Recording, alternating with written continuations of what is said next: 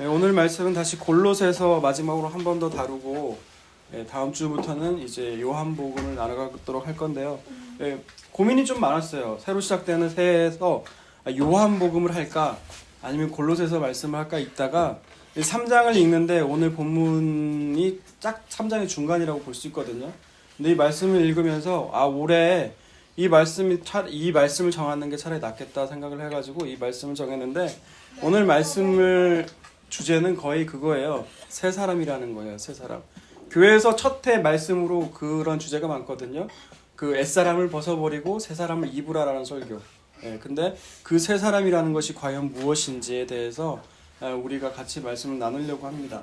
오늘 5절에 시작되는 것을 보면 이런 문장으로 시작돼요. 그러므로 뭐라고 있어요? 땅에 있는 지체를 죽이라 라고 말에 나와 있어요.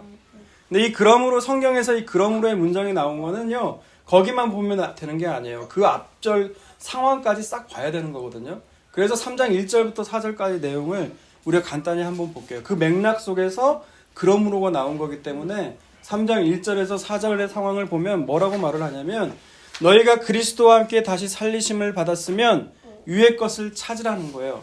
위의 것을 찾는 사람은 어떤 사람이냐? 살리심을 받는 사람이 바로 위의 것을 찾게 된다는 거거든요. 근데 다시 살렸대요. 근데 이 말은 역으로 하면 뭘까요? 우리가 죽었다란 얘기예요. 죽었다란 얘기. 그 얘기가 2장에 나오거든요. 2장 13절을 보면 뭐라고 나와 있냐면 또 범죄와 육체의 무할례로 죽었던 너희를 하나님이 그와 함께 살리시고 라고 나와 있어요. 우리의 상태는 뭐냐? 죽었다는 얘기예요. 죽었다. 오늘 예배 시작 전에 주호에게 물어봤어요. 선악과에 대해서. 선악과를 먹으면 죽는 거거든요.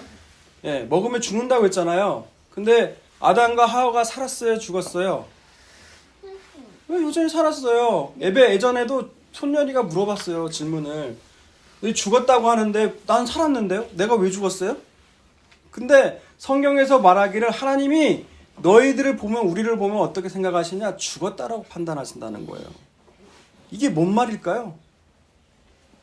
여러분 삶에도요 그런 게 있어요. 죽음에도 호흡이 떨어져서 죽는 죽음이 있고요. 호흡은 살아있는데 뇌가 죽었다고 해서 뇌사가 있어요. 죽음으로 인정하거든요. 그러니까 이게 뭐냐? 하나님 우리를 죽었다고 보시는 게 뭐냐? 우리 하나님 뭘로 만드셨어요? 흙으로 만드셨습니다. 그리고 코에 뭐를 불어넣으셨죠? 생기, 숨, 하나님의 영, 이게 성령이거든요. 근데 우리가 죄를 범하는 순간 그 관계가 끊어졌다는 얘기예요.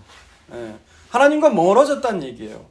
그런데 예수라는 한 하나님의 아들을 등장시키셔서 그에게 죄를 뒤집어 씌움으로써 우리를 연합시키신 거예요. 그리고 그를 십자가에다 밀어 넣으시고 그리고 다시 살려셔서 그로 하여금 주와 그리스도가 되게 하셨다는 것이 복음입니다. 근데 하나님이 어떤 방법으로 우리를 그 그리스도의 그 십자가와 부활에 어떠한 방법으로 연합을 시키느냐 이거예요. 어떤 모양으로. 그게 또 골로새서 2장에 나와요. 12절을 우리 주호가 한번 읽어볼까요? 골로새서 2장 12절이요. 골로새서 2장 12절. 또 이거 말이야? 12? 네, 12절이요. 너희 세대에 그리스도와 함께 장사하고 또 죽은 자들 가운데서 그를 일으키신 하나님의 역사를 믿음으로 말미암아 그 안에서 함께 일으키심을 받았느니라. 네, 아멘. 이게 뭐예요? 그리스도의 십자가와 그 죽으심과 부활에 하나님은 어떤 방법을 쓰신다고요? 침례라는 거예요. 침례. 침례가 뭐죠? 보통 성경에는 다 세례예요. 세례로 번역되는데 세례의 원문의 단어의 뜻이 물에 잠기다예요. 그래서 침례라고 번역하는 게 맞거든요. 근데 중요한 건 아니에요, 사실. 근데 이 의미가 중요해요. 왜 하필 물일까요? 우리를 세례 줄 때 왜 물로 세례를 할까요? 생각해 보셨나요? 왜 그럴까요? 물은요, 여러분 심판과 저주의 상징이에요. 노아의 홍수 사건 아시죠? 그때 하나님 뭘로 심판하셨어요? 이 땅을? 물로 심판하셨거든요. 그래서 물 아래 들어간다는 거는 우리가 심판과 저주 아래 가운데 들어갔다는 거예요. 죽었다는 얘기예요. 그래서 완전히 잠겼다는 얘기예요. 그런데 다시 끄집어낼 때는 뭘로 살아요? 우리가 성령으로 말미암아 다시 사는 거예요.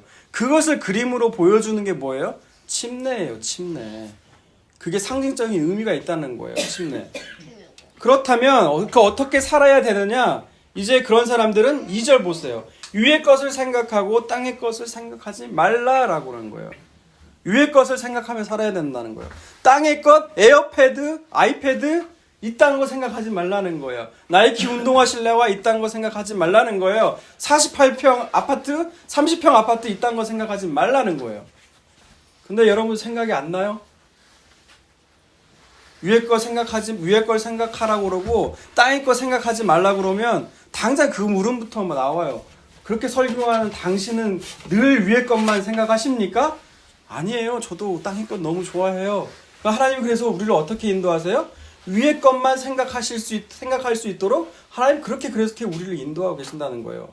여러분 누가복음 15장에 나오는 그 잃어버린 그 둘째 아들의 비유가 나오잖아요. 잃어버린 아들의 비유. 그 둘째 아들이 어때요? 자기 마음대로 살고 싶어서 자기 멋대로 살고 싶어서 아버지 유산을 끌어당겨 쓰다가 그것도 그 나라에 있지 않고 간섭이 있을까봐 다른 나라로 가잖아요. 거기서 허랑방탕하게 다 쓰잖아요. 그리고 때마침 그때 뭐가 들어요? 여러분 잘 안 보셨는지 모르겠는데 흉년이 들어요. 흉년이. 그래서 그 스펙이 많던 고학력자였던 둘째 아들이 결국 어디로 가느냐? 돼지 치는 곳, 부정한 곳, 유대인들이 가장 끔찍하게 여기는 돼지 치는 곳으로 가서 일을 하게 돼요. 그리고 그곳에서 그 돼지들이 먹는 열매가 있는데 그것조차 못 먹는 그런 나라까지 쫓아간 거예요. 떨어진 거예요. 그제서야 어때요? 이 아들이 어때요? 아, 내 아버지 집엔 그래도 종들도 먹고 사는데 회개한 거 아니에요. 이 아들이 가면 먹고 살 텐데 라고 해서 그 아버지 집으로 가게 되잖아요. 결국. 근데 이 흉년과 이 아들의 그 지경으로까지 인도하신 분이 누구세요? 네, 하나님이세요. 그러니까 우리 인생에서 하나님이 우리는 늘 땅의 거 생각하지 말라고 해도 늘 땅의 거 생각하며 살아요. 그러니까 하나님이 어떻게 하세요? 위의 것을 생각하게끔 그렇게 환경과 조상을 우리에게 만드신다는 거예요. 그게 여러분에게 달갑진 않지만 마음에 안 드는 남편, 내게 막말을 일삼아요. 그리고 여러분 원하는 남편은 어떤 남편이에요? 사실 예쁜 말도 해주고 사랑한다, 고맙다 이런 말 해주고 돈도 착실히 잘 벌어다주고 많이 벌어다주고 여러분 그런 남편 원하시잖아요. 안 그래요? 뭐 남편들도 마찬가지예요. 남편들도 똑같은 그런 상이 있을 거란 말이에요. 그러면 여러분 하나님 바라보겠어요? 그 남편 바라보고 그 아내 바라보지? 그러니까 하나님이 어때요? 때때로 마음에 들진 않지만 그런 남편들을 하나님이 우리에게 허락해 주시는 거예요. 자식도 마찬가지예요. 공부 잘하고 마음에 드는 말만 잘하고 그런 아들을 하나님 주셨다면요. 여러분 절대 예수님 안 바라봐요. 그 아들을 의지하지. 그러니까 하나님 때때로 어때요? 그 가정에 말 잘 들었다가 속썩이는 자녀를 만들어 주세요. 그게 왜 그런다고요? 땅의 것 생각하지 말고 위의 것을 찾으라 하나님의 사인이라는 거예요. 사인. 네. 그래서 이제 그 3절에 보면 어떻게 나와 있냐면 왜 그렇게 하느냐? 3절. 왜 하나님이 위의 것을 생각하게 하고 땅의 것을 생각하지 말라게 하느냐? 그 이유가 3절이에요. 뭐라고 나와 있어요? 이는 너희가 죽었고 너희 생명이 그리스도와 함께 하나님 안에 감추어졌습니다. 그 생명을 보게 하려고 하나님이 일부러 그렇게 하신다는 거예요. 여러분 고린도서에 보면 그 말씀이 있잖아요. 우리가 이 약한 질그릇 같은 우리 몸에 뭘 가졌다고 그래요? 이 보배, 이 생명을 가졌다고 하잖아요. 그럼 이게 드러나려면 어떻게 해야 돼요? 깨져야 돼요. 깨지려면 어떻게 해야 돼요? 외부의 자극이 들어와야 되는 거예요. 망치가 때려 부셔야 되는 거예요. 그 질그릇을 깨져야 되는 거예요. 하나님 그래서 우리 가정에 우리 그런 삶의 과정에 어려운 일들이 발생되는 거예요. 왜? 그걸 깨라고. 그래야 누가 드러나요? 예수 그리스도라는 생명이 드러나는 거예요. 그런데 이것이 감춰져 있다는 거예요. 밖에 사람들이 볼 때는 저딴 도움도 안 되는 예수를 뭐들로 믿냐 이렇게 미련하고 어리석게만 보인다는 거예요. 그런데 우리 눈에는 뭐가 보여야 돼요? 그것이 보화로 보여야 된다는 거예요. 그래서 4절에 보면 이렇게 나와 있어요. 우리의 생명이신, 그래서 우리는 그 생명이신 그리스도께서 나타나실 그때에 우리도 그와 함께 영광 중에 나타날 것이라는 그 소망을 가지고 우리는 살아간다는 거예요. 그러니까 여러분은 어떻게 살아야 되느냐? 이 땅에 있는 지체들을 죽이면서 살아야 된다는 거예요. 이 지체라는 것은 붙어 있어요. 뗄래야 뗄 수가 없어요. 근데 그걸 죽이라고 말해요. 그 지체들이 뭐예요? 곧 음란과 부정과 사욕과 악한 정욕과 탐심은 우상 숭배니라. 이렇게 나와 있어요. 예, 땅에 있는 지체들이 뭐냐? 음란과 부정과 사욕과 악한 정욕이래요. 그리고 탐심이래요. 이거 사실 두 가지 카테고리로 묶을 수가 있거든요. 여기서 나오는 음란이라든지 악한 정욕은 성적인 거와 관련됐다고 볼 수 있어요. 그리고 사욕과 부정은요, 물질적인 거라고 바라볼 수 있다고 그래요. 그러니까 사람은 이 땅에 있는 지체들이 두 가지로 우리를 유혹한다는 얘기예요. 근데 그 기본은 뭐냐? 탐심이라는 거예요. 탐심. 탐심에서 시작된 것이 뭐예요? 성적으로 가면 음란과 악한 정욕이고요. 물질로 가면 부정과 이 사욕이라는 거예요. 예, 그런 것 가운데 너희가 살고 있는데 그런 것들을 어떻게 하라고요? 벗어버리라고요. 악한 지체들을 벗어버리라고 얘기를 하고 있는 거예요.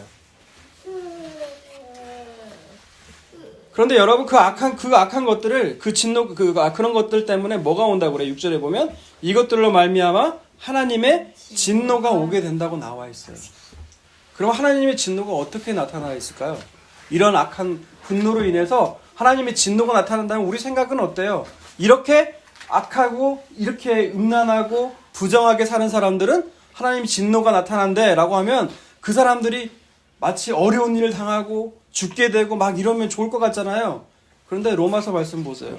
로마서 1장 한번 볼게요. 이 진노가 어떻게 오늘날 이 땅에 내려오느냐? 로마서 말씀을 봅니다. 사도행전 다음에 로마서가 있죠?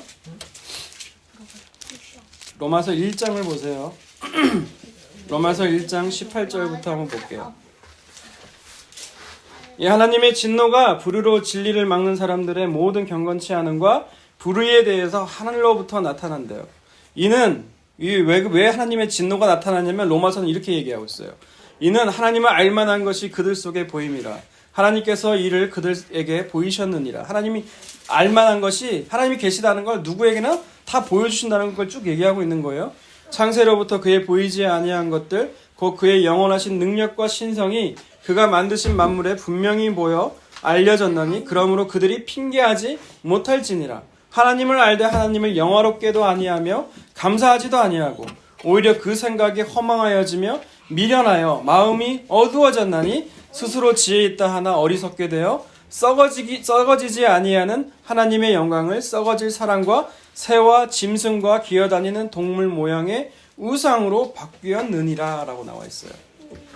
그러면 이런 사람들에게 하나님의 진노가 어떻게 내리느냐? 24절 읽어보세요. 24절 읽습니다. 시작. 그러므로 하나님께서 그들을 마음의 죄대로 더러움에 내버려두사 그들의 몸을 사고 욕되게 하게 하셨으니. 네, 28절도 읽어보세요. 또한 그들이 망하면 하나님 그들을 싫어하게 하나님께서 그들을 그 상실한 마음대로 내버려두사 합당하지 못하는 일을 하게 하셨으니. 네, 어떻게 하신다고? 하나님 내버려 둔다는 거예요. 하나님의 진노의 결과가 이런 자들에게는 하나님이 그들의 마음 그대로 내버려 두신다는 거예요. 이게 하나님의 진노의 결과라는 거예요. 그렇게 해서 어떻게 해요? 결국 회개하지 않았고 결국 사망의 길로 내버려 두신다는 거예요. 하지만 하나님이 택하시고 믿는 하나님 택하신 사람은 어떻게 해요? 간섭하시는 거예요. 위의 것을 찾도록 하나님께서 그 사람의 인생을 완전히 뒤집어 놓으시는 거예요. 여러분 삶 가운데 저는 그런 일들이 있길 바라요. 하나님께서 하나님을 찾으실 수 있도록 우리 삶을 바꾸셨으면 좋겠어요. 하나님 개입하여 주셔서 결국 우리가 갈 곳은 어디예요? 하나님 나라로 가야 될 거 아니에요. 중요한 거. 이 땅이 아니라 이 땅이 덧없고 가치 없는 것임을 알게 해주시려고 하나님 우리 삶 가운데 이 사건들을 일으키신다는 거예요. 그런 사건들이 나타날 때 우리는 뭘 해야 된다고요? 아, 하나님의 사인이구나. 이런 말도 안 되는 이런 일들이 내 삶에 벌어졌다는 건 하나님의 나라가 더 이상 땅의 것이 아니라 하나님 나라로 소망을 두려고 하나님 이 땅에서 이런 일들을 버리시구나. 버리고 계시는 거구나. 깨닫는 여러분들이 다 되셨으면 좋겠습니다. 그래서 오늘 본문 다시 돌아와서 7절을 보면 이렇게 얘기 나와 있어요. 골로새서 3장 7절을 보면 이제는 너희도 전에 그 가운데 살 때는 그 가운데로 행하였으나 이게 뭐예요? 너희도 새 사람이 되기 전에는 똑같이 죄 가운데 살아서 어떻게 하면 내 욕망을 채우며 내 유익을 위해 살았다는 거예요. 그리고 그렇게 사는 사람을 옳다고 여겼다는 거예요. 그러니 뭐란 말일까요? 너희 세상 사람 욕하지 말라는 거예요. 너희도 그렇게 똑같이 살았으니 너희는 그 사람들 욕할 자격이 우리는 없는 거예요, 사실. 그래서 8절 말씀 읽어볼게요. 8절 시작. 이제는 너희가 이 모든 것을 벗어버리라. 곧 문항과 노여움과 악의와 비방과 너희 입에 부끄러운 말이라. 9절 너희가 너희 서로 거짓말을 하지 말라. 여기서 보면 8절과 9절에서 보면 이런 말이 나와 있어요. 모든 것을 벗어버리래요. 이 땅에 있는 지체들을 벗어버리라는 거거든요. 그런데 그 목록들을 다 보면은 음란과 부정이라는 이런 단어가 아니라 뭐가 나와 있어요? 분함과 노여움과 악의와 비방과 너의 입에 부끄러운 말이라. 9절에 보면 거짓말까지 다 나와 있어요. 이게 뭡니까? 왜 이렇게 나와 있을까요? 앞에 있는 땅에 있는 지체들 음란과 부정, 사욕과 정욕 이런 걸 벗어버리라고 하지 않고 왜 말들을 벗어버리라고 나와 있을까요? 잠언에 나와 있어요. 사람은 마음에 가득한 것을 입으로 내뱉기 마련이에요. 그래서 우리가 사욕과 음란과 부정과 사욕과 가득하면 이런 말들이 나올 수밖에 없다는 거예요. 그러니 새 사람이 된다는 것은 이런 말들을 벗어버리는 거예요. 근데 비단 골로새서에만 나오는 게 아니에요. 에베소에도 똑같이 나와요. 에베소서 한번 볼게요. 에베소서. 고린도전서, 갈라디아서, 에베소서 5장을 보세요. 5장 1절과 2절을 보면 이런 말이 나와요. 그러므로 사랑받는 자녀같이 너희는 하나님을 본받는 자가 되고 그리스도께서 너희를 사랑하신 것 같이 너희도 사랑 가운데서 행하라. 그는 우리를 위하여 자신을 버리사 향기로운 제물과 희생 제물로 하나님께 드리셨느니라. 이게 뭐냐면 골로새서에서 새 사람을 입었다고 얘기를 나오잖아요. 이 에베소서에는 우리를 뭐라고 하냐? 그리스도의 사랑을 입었다고 얘기를 하는 거예요. 그렇다면 그리스도의 사랑을 입은 자녀는 어떻게 행해야 되느냐? 그 가운데, 그 사랑 가운데 행하라고 하면서 뭐라고 나오냐면 3절에서 5절 읽어보세요. 3절에서 5절 읽습니다. 시작. 음행과 온갖 더러운 것과 탐욕은 너희 중에서 그 이름조차도 부르지 말라. 이는 성도에게 마땅한 말이라. 누추함과 어리석은 말이나 희롱의 말이 마땅치 아니하니 오히려 감사하는 말을 하라. 너희도 정녕 이것을 알거니와 음행하는 자나 더러운 자나 험하는 자, 고우상 숭배자는 다 그리스도와 하나님의 나라에서 기업을 얻지 못하느니. 아멘. 똑같이 나와요. 사랑받는 자녀는 이런 말들을 해야 된다는 거예요. 사랑받는 자녀는 이런 언어 행실로 바뀌어야 된다는 거예요. 저는 하나님께서 올 한 해 우리 말을 바꿔주셨으면 좋겠습니다. 우리의 그 부정된 말과 그 탐욕에 같은 말, 부정적인 말이 아니라 하나님의 언어로 우리를 바꿔주셨으면 좋겠어요. 그 한 해가 되시길 주님의 이름으로 축원합니다. 그렇게 된데 그럼에도 불구하고 우리는 어떤 모습이 있어요? 여전히 옛사람의 모습이 있어요. 이게 참 괴로워요. 우리가 구원받았고 하나님의 사람으로 거듭났는데도 불구하고 여전히 옛사람의 본성들이 그대로 남아있다는 거예요. 근데 왜 하나님은 그렇게 하실까? 그렇기에 예배소서나 골로새 교회 가운데 이런 자들이 있다는 거예요. 여전히 음란하고 여전히 부정적인 말을 하고 여전히 구원받은 자의 모습이 아니라 여전히 과거에 묶여가지고 그 과거가 좋아서 끌려다니는 그런 교인들이 있다고 얘기를 하는 거예요. 지금 역으로 얘기하면 교회 내에 그런 사람들이 있다는 거예요. 그렇게 바울은 뭐라고 하는 거예요? 권면을 하고 책망을 하는 거예요. 11절부터 5장 11절부터 14절의 모습을 봅시다. 11절에서 14절 읽습니다. 시작. 너희는 열매 없는 어둠의 일에 참여하지 말고 도리어 책망하라. 그들이 은밀히 행하는 것들은 말하기도 부끄러운 것들이라. 그러나 책망을 받는 모든 것은 빛으로 말미암아 드러나나니 그 드러나는 것마다 빛이니라. 그러므로 이르시기를 잠자는 자여 깨어나 죽은 자들 가운데서 일어나라. 그리스도께서 너에게 비추시리라 하셨느니라. 아멘. 그래서 하나님께서 계속 책망하시는 거예요. 바울을 통해서. 이건 아니다. 이 새 사람을 입은 자라면 이런 길로 이런 말들을 벗어버리고 옛 사람들을 벗어버리고 옛 것들을 벗어버리고 이렇게 가야 되는 거란다. 우리에게 자꾸 책망하시는 거예요. 네가 지금 옛 사람의 모습이냐? 하나님 안에서 그리스도 안에서 새 사람을 입은 모습이냐? 하나님께서 물어보시는 거예요. 근데 이 물어보시는 것이 어떻다고? 우리에게 책망으로 나타나요. 근데 그 책망이 뭐라고요? 곧 빛이라는 거예요. 그래서 여러분 이런 말씀을 들을 때 마음이 찔릴 때 여러분 기뻐하시길 바라요. 하나님 우리를 버리시지 않았다는 증거예요. 여전히 마음에 가책이 가고 여전히 괴로워할 때 여러분 하나님이 여러분 버리시지 않으셨다는 거니까 버리시지 않았다는 거라니까요. 그것이 빛으로 드러나게 된다는 거예요. 하나님이 그곳으로 우리를 결단코 움직이시겠다는 하나님의 의지예요. 예. 그렇게 우리에게 희망이 있다는 거예요. 근데 오늘 본문 보면요, 만약 결론을요 이렇게 맺어본다고 생각을 해봐요. 그러니 너희는 새 사람답게 살아라. 옛사람의 이슬이 벗어버렸고 너희는 이제 새 사람답게 살아라 라고 결론을 내리면 어떻게 될까요? 또 같은 문제점에 봉착하게 돼요. 여전히 변화되지 않는 나를 만나게 된다는 거예요. 근데 분명히 하나님은 어떻게 하셨어요? 그리스도의 그 십자가에서 모든 걸 다 이루었다고 분명히 말씀하셨잖아요.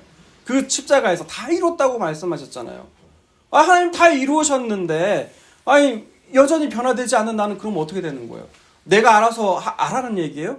나는 너희 위해서 다 구원했으니까 나머지는 니들이 다 알아서 해. 하나님이 이런 걸까요? 골로새서에도 나와 있거든요. 아들을 흑암에서 우리를 생명의 아들의 나라로 한꺼번에 한 번에 이렇게 옮기셨대요. 하나님이 이루셨다고 나오는 부분이에요. 그럼 어떻게 해야 돼요? 에? 이런 물음 앞에서 여러분 어떻게 대답하시겠어요? 그래서 골로새서 3장 10절 후반부에는요, 새 사람을 입었으니 하고 후반부에는 이렇게 얘기가 나오는 거예요. 이게 바울의 대답이에요. 읽습니다. 시작 10절 시작. 새 사람을 입었으니 이는 자기를 창조하신 이의 형상을 따라 지식에까지 새롭게 하심을 입은 자니라. 네, 여기서 새 사람을 입었다는 게 뭐예요? 수동태로 되어 있다는 거예요.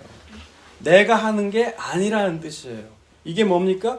새롭게 하심을 입은 자, 그 하나님께서 우리를 새 사람이라고, 새 사람으로 반드시 만들겠다고 하나님의 의지가 드러난 것이 바로 새 사람을 입은 자라는 표현이에요. 하나님은 어떻게 하시냐? 하나님이 택하신 자들은 그 탐욕과 그 마음의 탐심의 마음들이 이것이 죄라는 것을 알게 하신다는 거예요. 그것이 바로 자기를 창조하신 하나님의 형상에 따라 지식까지 새롭게 하신다는 증거라는 거예요. 그전에는 몰랐어요. 이게 죄인지, 이게 잘못된 것인지. 근데 하나님께서는 그것을 죄임을 알게 하신다는 거예요. 예. 그것이 하나님이 택하신 자들의 모습이고요. 믿지 않는 자들은 어때요? 그게 탐심대로 그대로 내버려 두시는 거예요. 그래서 결국 어디로 가요? 세상에서는 잘 나가는 것처럼 보이지만 결국 사망의 길로 이끈다는 거예요. 그래서 11절 마지막 읽고 마치도록 하겠습니다. 11절. 거기에는 헬라인이나 유대인이나 할레파나 무할레파나 야만인이나 수고디아인이나 종이나 자유인이 차별이 있을 수 없느니 오직 그리스도는 만유시요 만유 안에 계시느니라. 아멘. 거기라는 곳이 어디예요? 새 사람을 입은 자들이 모인 곳이에요. 그곳에는 헬라인이나 유대인이나 할레파나 무할레파나 야만인이나 수고디아인. 여러분 참고로 수고디아인은 야만인보다 훨씬 더 야만스러운 사람이라고 생각하면 돼요. 그 수고디아인이나 그곳에 종이나 자유인이나 차별이 없다는 거예요. 예. 의미가 없다는 거예요. 그게 관계가 없다는 얘기예요. 이게 뭐예요? 예수님이 모든 것이 되시기 때문에. 예수님 안에 있으면 모든 것이 차별이 없고 다 의미가 없다는 거예요. 예. 그것이 바로 새 사람을 입은 자의 모습이라는 거예요. 올 한 해 하나님 우리 안에 있는 땅에 있는 지체들을 하나님께서 생각나게 하셔서 지체들을 다 죽이게 하시고 우리도 의지적으로 그 하나님과 합력하여서 같이 죽이는 일에 협력하는 우리가 되길 바랍니다. 그래서 하늘로부터 오는 위로 것을 찾으면서 새 사람을 입는 올 한 해가 되시기를 주님의 이름으로 축복합니다.